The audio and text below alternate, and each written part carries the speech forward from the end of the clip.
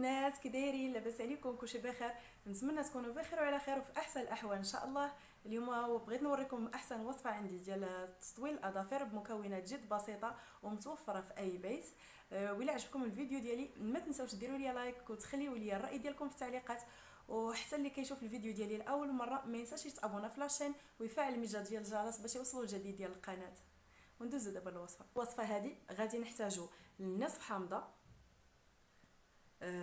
وغادي نحتاجو جوج ديال الفصوص ديال الثوم،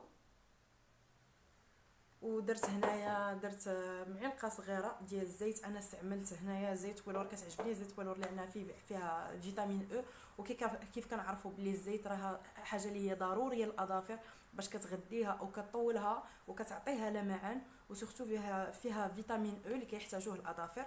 اما الحامض كينقيها من الاوساخ وكيعطيها لمعان وكيساعد على تطويل الاظافر بسرعه.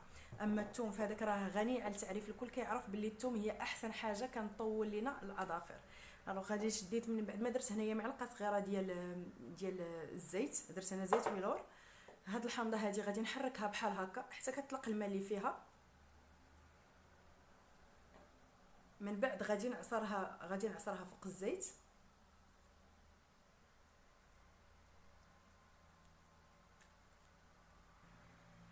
من بعد ما حكيت هاد جوج فصوص ديال الثومه غادي نزيدهم دابا على الزيت والحامض.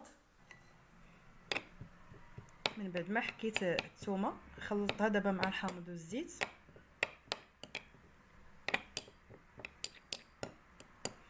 غنخلطوهم مزيان ونخليهم يطلقوا في بعضياتهم. من بعد ما كنخلطوا هاد الوصفه هذه كنديروا معجون ديال الاسنان، اي معجون ديال الاسنان متوفر عندنا في البيت كنديروه للاظافر ديالنا، وكنهزوا الشتر كنحكوا بها الظفر وكنحكوا بها ضفيراتنا بالمعجون ديال الاسنان باش كنحيدوا اي بكتيري اي فطريات اي حاجه كاينه عندنا في الاظافر، وكنغسلوا بالماء دافي وكنشفوا ضفيراتنا. من بعد ما نشفوا ضفرنا كنديروهم في هذا الخليط هذا.